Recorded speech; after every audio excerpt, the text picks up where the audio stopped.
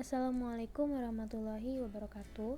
Perkenalkan, saya Sivana Amelia Eka Yulianti, mahasiswi Psikologi Islam, Fakultas Psikologi, UIN Raden Fatah, Palembang.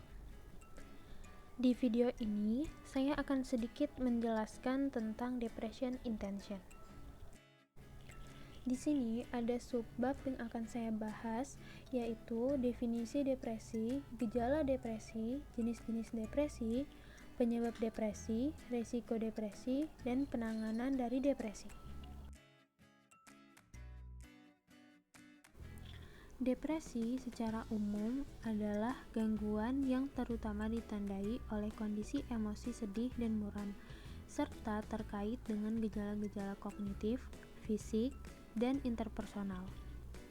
Ada juga pengertian depresi menurut Ius Yosef tahun 2007. Depresi adalah salah satu bentuk gangguan jiwa pada alam perasaan atau affective mood yang ditandai kemurungan, kesedihan, kelesuan, kehilangan gairah hidup, tidak ada semangat, dan merasa tidak berdaya, perasaan bersalah atau berdosa, tidak berguna, dan putus asa. Ada juga menurut Kartono tahun 2002. Depresi adalah kemuraman hati atau kepedihan, kesenduan, keburaman perasaan yang patologis sifatnya. Gejala depresi dapat dilihat dari 3 segi gejala. Yang pertama ada gejala fisik. Gejala fisik ini berupa gangguan tidur. Misalnya, sulit tidur, terlalu banyak atau terlalu sedikit tidur. Yang kedua, ada menurunnya tingkat aktivitas.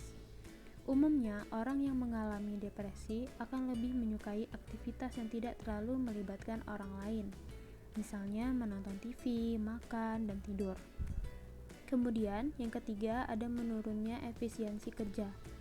Orang yang depresi akan lebih sulit untuk konsentrasi dan fokus pada satu hal, menjadikannya lamban dan cenderung lebih menyukai hal-hal yang tidak efisien dan tidak berguna, seperti ngemil, tidur, dan merokok terus-menerus. Yang keempat, menurunnya produktivitas kerja.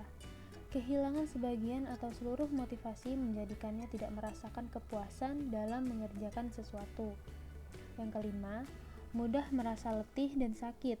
Selalu menyimpan perasaan negatif akan membuat letih karena membebani pikiran dan perasaan diri sendiri. Gejala yang kedua adalah gejala psikis. Gejala psikis ini berupa kehilangan percaya diri, cenderung menilai segala sesuatu itu negatif, termasuk menilai diri sendiri, cenderung selalu membandingkan diri sendiri dengan orang lain. Yang kedua itu sensitif, mengaitkan segala sesuatu pada dirinya. Karena terlalu sensitif, seringkali pandangannya berbeda dengan yang lain. Yang sebenarnya hal itu biasa saja, bisa jadi masalah karena terlalu sensitif. Kemudian merasa tidak berguna. Ketika merasa menjadi orang yang gagal, terutama di bidang atau di lingkungannya. Yang keempat, perasaan bersalah. Mereka memandang suatu kejadian yang menimpa mereka adalah hukuman atau akibat dari kegagalan mereka. Tidak sedikit juga yang merasa menjadi beban orang lain atau menyalahkan diri sendiri atas situasi tertentu. Yang kelima, perasaan terbebani. Mereka merasa sangat terbebani karena tanggung jawab yang mereka rasa itu membebani mereka. Gejala depresi yang terakhir adalah gejala sosial. Orang yang depresi pasti merasa minder, malu, dan cemas jika berada di antara kelompok dan merasa tidak nyaman untuk berkomunikasi normal. Merasa tidak mampu untuk bersikap terbuka dan aktif menjalin hubungan sekalipun ada kesempatan. Menurut World Health Organization atau WHO, berdasarkan tingkat penyakitnya, depresi dibagi menjadi 3. Yang pertama, mild depression atau minor depression dan dystemic disorder. Pada depresi ringan, mood yang rendah datang dan pergi, dan penyakit datang setelah kejadian stressful yang spesifik. Individu akan merasa cemas dan juga tidak bersemangat. Perubahan gaya hidup biasanya dibutuhkan untuk mengurangi depresi jenis ini. Yang kedua, moderate depression. Pada depresi sedang, mood yang rendah berlangsung terus dan individu mengalami simptom fisik juga, walaupun berbeda-beda tiap individu. Perubahan gaya hidup saja tidak cukup dan bantuan diperlukan untuk mengatasinya. Yang ketiga adalah severe depression atau major depression. Depresi berat adalah penyakit yang tingkat depresinya parah. Individu akan mengalami gangguan dalam kemampuan untuk bekerja, tidur, makan, dan menikmati hal yang menyenangkan dan penting untuk mendapatkan bantuan medis secepat mungkin. Depresi ini dapat muncul sekali atau 2 kali dan beberapa kali selama hidup.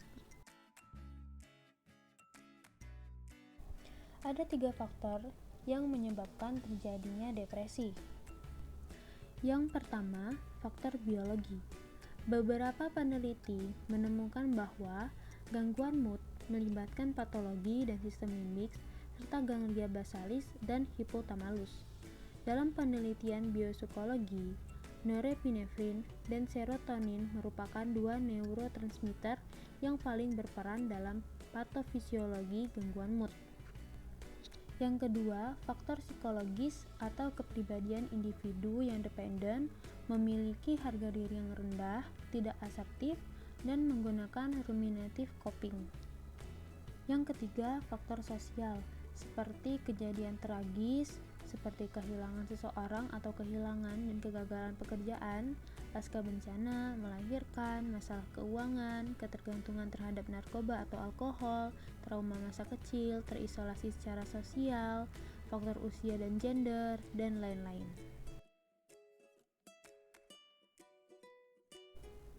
Bunuh diri. Orang yang menderita depresi memiliki perasaan kesepian, ketidakberdayaan, dan putus asa, sehingga mereka mempertimbangkan untuk membunuh dirinya sendiri. Gangguan tidur. Insomnia atau hypersomnia, gangguan tidur dan depresi biasanya cenderung muncul bersamaan. Gangguan interpersonal. Individu yang mengalami depresi cenderung mudah tersinggung, sedih yang berkepanjangan sehingga cenderung menarik diri dan menjauhkan diri dari orang lain. Gangguan dalam pekerjaan. Orang yang menderita depresi cenderung memiliki motivasi yang menurun untuk melakukan aktivitas ataupun minat pekerjaan dalam kehidupan sehari-hari. Gangguan pola makan. Depresi dapat menyebabkan gangguan pola makan atau sebaliknya, gangguan pola makan juga dapat menyebabkan depresi. Perilaku merusak.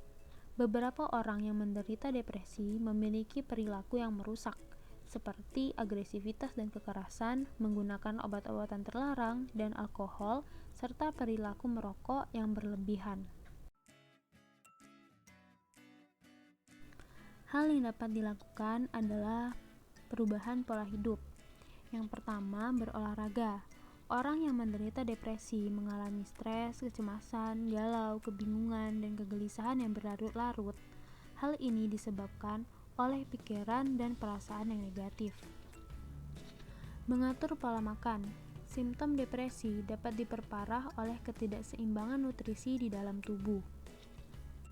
Berdoa. Beberapa orang mempunyai kecenderungan untuk berpaling dari agama dalam memperoleh kekuatan dan hiburan.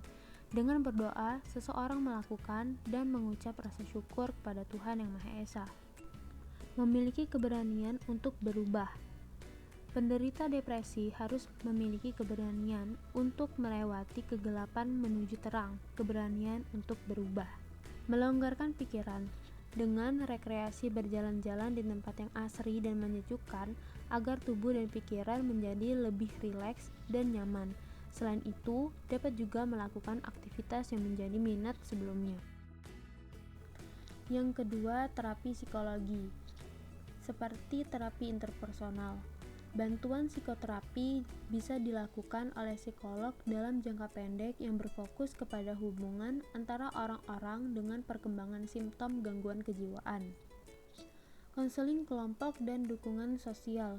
Mengunjungi tempat layanan bimbingan konseling, pelaksanaan wawancara konseling yang dilakukan antara seorang konselor profesional dengan beberapa pasien sekaligus dalam kelompok kecil. Terapi humor, profesional medis yang membantu pasien untuk mempertahankan sikap mental yang positif dan berbagai tawa merespons. Psikologis dari tertawa termasuk meningkatkan pernafasan, sirkulasi, sekresi hormon, enzim pencernaan, dan peningkatan tekanan darah. Terapi kognitif atau CBT. Pendekatan CBT memusatkan perhatian pada proses berpikir klien yang berhubungan dengan kesulitan emosional dan psikologi klien.